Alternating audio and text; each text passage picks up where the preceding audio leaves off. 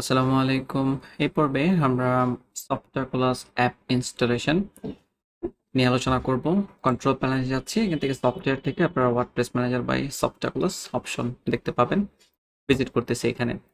তো মূলত সফটওয়্যার ক্লাসের মাধ্যমে আপনি খুব সহজেই ওয়ার্ডপ্রেস ইনস্টল করতে পারবেন, ওকে, যদি আপনি ওয়ার্ডপ্রেস ওয়েবসাইট তৈরি করেন আর কি। এখন আমরা যদি আমাদের সাইটে চেক করি, আমাদের সাইটে অলরেডি এখানে একটা সাইট রয়েছে, ওকে। আমরা যদি ম্যানেজ ম্যানেজ সাইটস ক্লিক করি, এখানে দেখি কি আছে। আচ্ছা, এখানে কিছু নাই, আমরা একটু ওয়ার্ডপ্রেস ম্যানেজারে চেক করি। হ্যাঁ, আপনি যদি পাবলিক আন্ডারস্কোর এসটিএমএল মানে হচ্ছে মেইন জায়গাতে ওয়ার্ডপ্রেস ইনস্টল করা থাকে, এবং আপনি যদি নতুন করে আবার ইনস্টল করতে চান, সেক্ষেত্রে আগেরটা ডিলিট করে তারপর করাটা উচিত। আর যদি একদম ফ্রেশ থাকে ওয়ার্ডপ্রেস ম্যানেজারে, যদি আপনি দেখেন যে কোনো সাইট এখানে ইনস্টল করা নেই, ঠিক আছে, আপনি সরাসরি ইনস্টলেশন প্রসেসে যেতে পারেন। তো আমার এখানে যেহেতু অলরেডি একটা আছে, আমি যেটা করব এখান থেকে এটা ডিলিট করব, ঠিক আছে। যে uninstall, delete files folder and database of this installation, যা আছে সব আমি ডিলিট করে দিতে যাচ্ছি। তো আনইনস্টল ক্লিক করার পর দেন হচ্ছে রিভোক ইনস্টলেশন, দেন ওকেতে ক্লিক করব।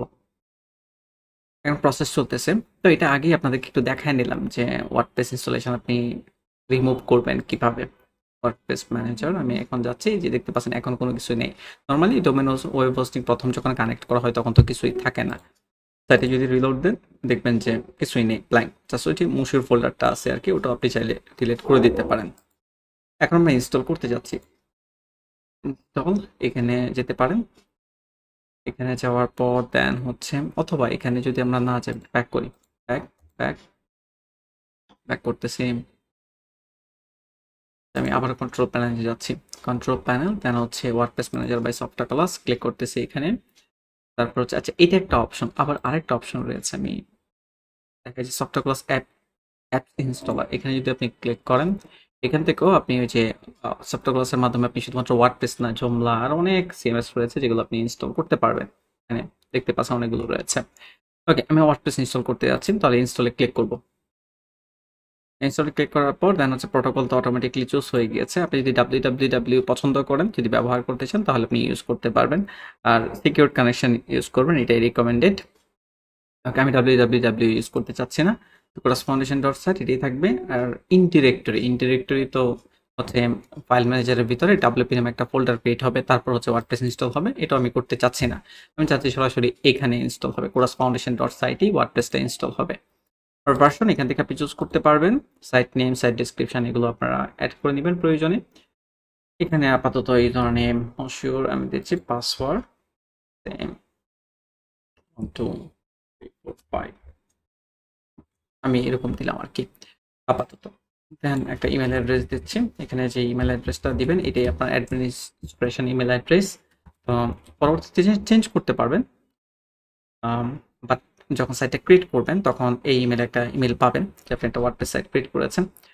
আর হচ্ছে কোনো প্লাগইন সাথে ইনস্টল করবেন কিনা এগুলো ডিফল্টভাবে চেক অবস্থায় থাকে, এগুলো যদি আপনার দরকার না লাগে এগুলো সব আনচেক করে দিবেন। আর যদি দরকার লাগে কোনোটা তাহলে আপনি চেক রাখেন, কোনো সমস্যা নেই, আমি আনচেক করে দিতে যাচ্ছি।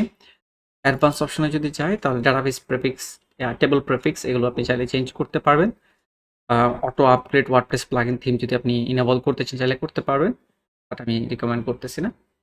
ওকে, কারণ হচ্ছে দেখা গেছে যে অটোমেটিকলি একটা প্লাগইন আপগ্রেড হলো, দেন সাইডে কোনো প্রবলেম ক্রিয়েট হলো আপনি জানতেও পারবেন না। ওকে, এত নিজে আপডেট করার পর চেক করে, ম্যানুয়ালি চেক করে নিলে ভালো।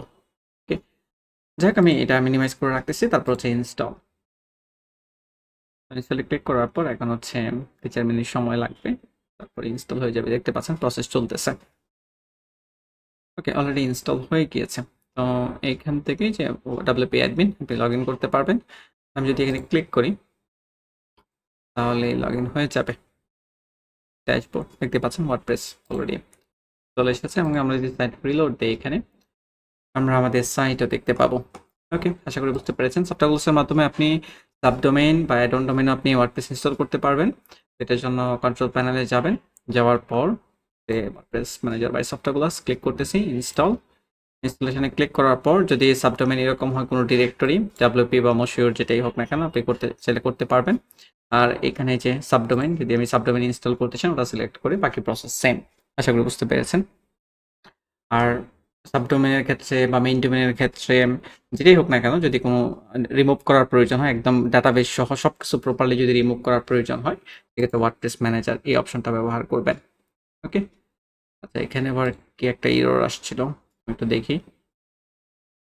হ্যাঁ, এসটিপিএস তো ঠিক আছে। ওকে, যদি কোনো কারণে একটা এরর মনে আসছিল যে এসএসএল সার্টিফিকেট এনেবল করা নেই, আমাদের এনেবল করা, ওটা হয়তো বা টেম্পোরারি আসছিল। তো সাবডোমেনে আপনারা প্রয়োজনে ওয়ার্ডপ্রেস ইনস্টল করার পর দেন অটো এসএসএল রান করবেন। ঠিক আছে, ইনিশিয়ালি যদি এইচটিটিপিএস দিয়ে ইনস্টল করতে নাও পারেন, সেক্ষেত্রে এইচটিটিপি দিয়ে ইনস্টল করে ফেলবেন, তারপরে অটো এসএসএলটা রান করবেন। রান করলেই দেখবেন যে ঠিকঠাক মতো কনফিগার হয়ে যাবে। এসএসএল সার্টিফিকেট, এসএসএল নিয়ে তো আমরা পূর্বের লেসনগুলোতে আলোচনা করেছি। Thank you.